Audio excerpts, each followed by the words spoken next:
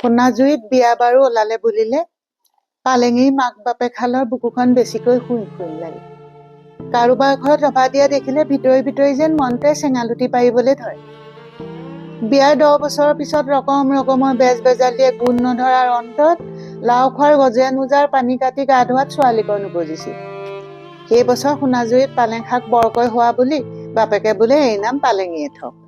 বাপেকে সেই পালেঙি কৰোঁতে পালেঙিয়ে হ'লগে আৰু। পালেঙেও বুলি সঁচাকে লহপহীয়া পালেং পাত খিলাই যেনিবা। পঢ়াই শুনায়ো পৰিমৰা বিধৰ নহয়। সোণাজুৰি স্কুল একেকোবেই পাৰ হৈছিল যদিও পিছে সেই বছৰতে মাকজনী নৰিয়াত পঢ়াৰ নামত পানী চলু দিবলগীয়া হ'ল। হ'লেও তাতে সুতে ৰোৱাই তোলাই তাইক কোনেও পেলাব নোৱাৰে। বৰণটো বৰ ফৰ্চা নহ'লেও দেখাই শুনায়ো ভাল। সেই ভালেই কাল হ'ল আৰু। নগোসানীৰ আগত কথাখিনি ক'বলৈ গৈ পালেঙিৰ মাকে সিমানলৈকেহে ক'ব পাৰিলে। তাৰপিছত শোকটো ডিঙিলৈকে উজাই আহিল। পাছৰখিনি বাপেকেহে বিবৰি ক'লে। পালেঙিৰ মাক বাপেকে গোসানীৰ লগত অনেক জেগাৰ মানুহৰ চিনা পৰিচয় থকাৰ কথা শুনিছে। গোসানীয়ে নিজেও গুৱাহাটীতে পঢ়ি আহিছেগৈ। গোৱালপাৰাৰ মানুহৰ কথা জানিবও পাৰে তেওঁলোকে। সেইভাবেই সিহঁতহাল নগোসাঁই ঘৰলৈ আহিছিল। হওঁতে তেওঁলোক হীৰাজুৰিৰ মানুহ। পালেঙিক খাৰুমণি পিন্ধাই লৈ যোৱা আজি এযুগ হ'ল। যোৱা 12টা বছৰে তাই আহিব বুলি বাটলৈ চাওঁতে মাকৰ চকুত কেতেৰে খালে। এতিয়া জিলিং মিলিংকেহে দেখে। বাপেকটোও কুজা। ঘৈণীয়েকৰ মাত থকাথুকি অহাত মানুহটোৱে আৰম্ভ কৰিলে। কিনো কথাই ফেচকে কান্দি থাকো। মোৰ কথা সময়ত শুনা হ'লে আজি এইখন সুখ খাব নালাগিলেহেঁতেন। গাঁৱৰ মানুহেও অচিন কাঠৰ থোৰা লগাবলৈ মনাকে কৈছিল। তেতিয়া আকৌ আৰৈতকৈ উখুৱাৰহে খচখচনি চাৰ হ'ল। এতিয়া কণা বিধাতাই মাৰি নিবলৈকো নেদেখা হ'ল এই অজ্ঞানী বুঢ়ী হালক।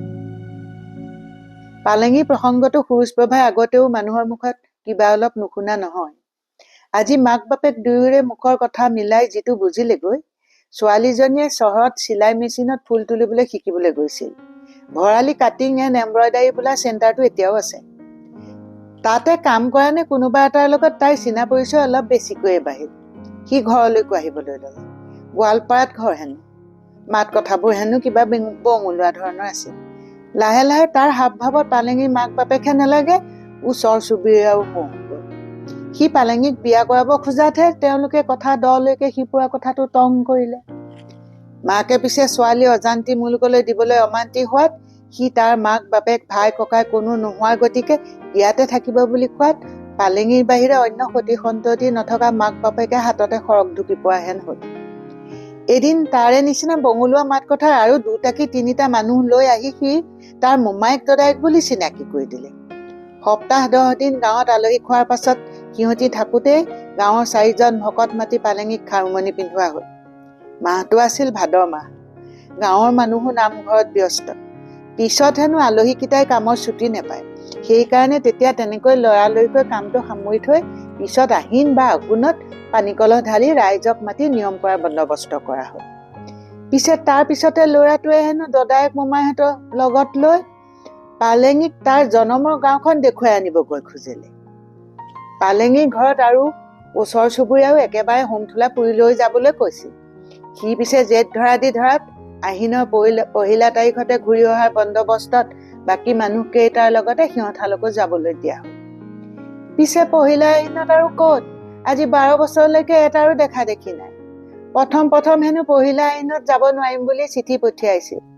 তাৰ পাছতো পালেঙিৰ 2খন-3খন চিঠি আহিল। তাৰ পাছতে আৰু নাই জিনেই। চিঠিত মাত্ৰ আমি ভালে আছো কথাষাৰহে আছিল। আছেনো ক'ত, কৰিছেনো কি, সেইবোৰ একো নাছিল। শেষৰখন চিঠিত আমি অমুক তাৰিখে গৈ আছো, তমুক দিনা বিয়া পাতিমগৈ বুলি লিখিও দিছিল। সেইমতে মাক বাপেকে ৰভা পৰলাও দিহা কৰিলে। তাৰ পাছত আৰু একো খবৰ নাই। পিছত এবেলি হেনো ভদ্ৰকান্তই পালেঙিয়ে স্কুলত পঢ়া দিনৰ বহী এখন স্কুলত বিচাৰি উলিয়াই তাৰ আখৰৰ লগত চিঠিৰ আখৰ মিলাই চাইছিল। 3য় মানত পঢ়া দিনৰ কি আৰু আখৰ, হলেও হেনো চিঠিৰ লগত বহীৰ আখৰৰ ক'তো অকণো মিল নাছিল। তথাপি মানুহ আশাধাৰী জীৱ। আশা বুকুত বান্ধিয়ে মাইকী বাপেকীহালৰ জীৱ দুটা হাড় ছালৰ মাজতে কেলেপকৈ সোমাই আছে।